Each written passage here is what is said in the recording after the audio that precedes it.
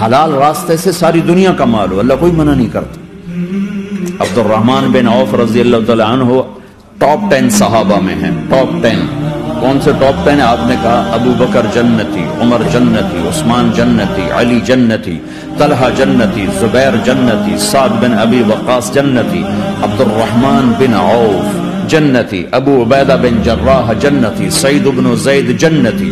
ان 10 آدمیوں کو آپ نے ایک مجلس میں جنت کی بشارت دی تھی، ان کو ٹاپ 10 کہا جاتا ہے، 10 مبشرہ۔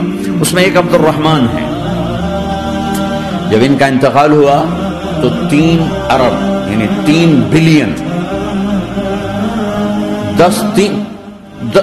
3 ارب 20 کروڑ 3 ارب 10 کروڑ 20 لاکھ دینار چھوڑے۔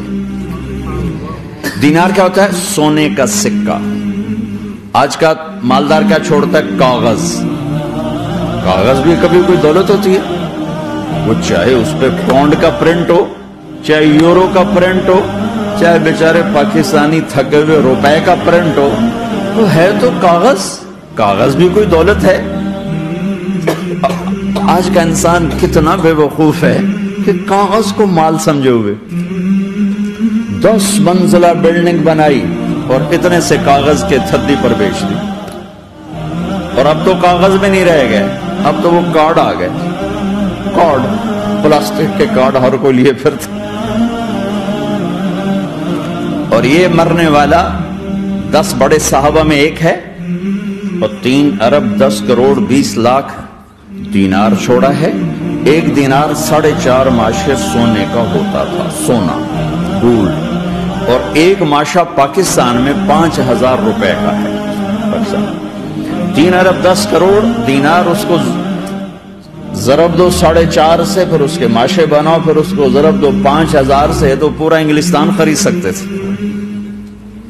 اور 10,000 بکریاں، اور 1000 گھوڑے، اور 1000 اونٹ، اور زمین ہر جگہ پر بے شمار۔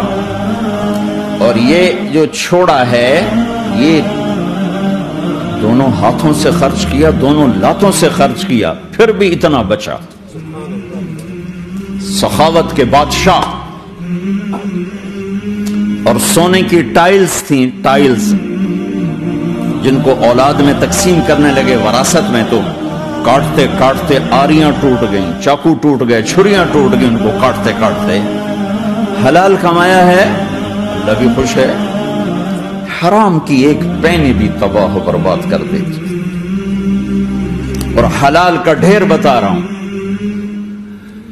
اللہ راضی ہے، بلکہ اللہ کے نبی نے ٹائٹل دیا، عبد الرحمن تاجر الرحمن۔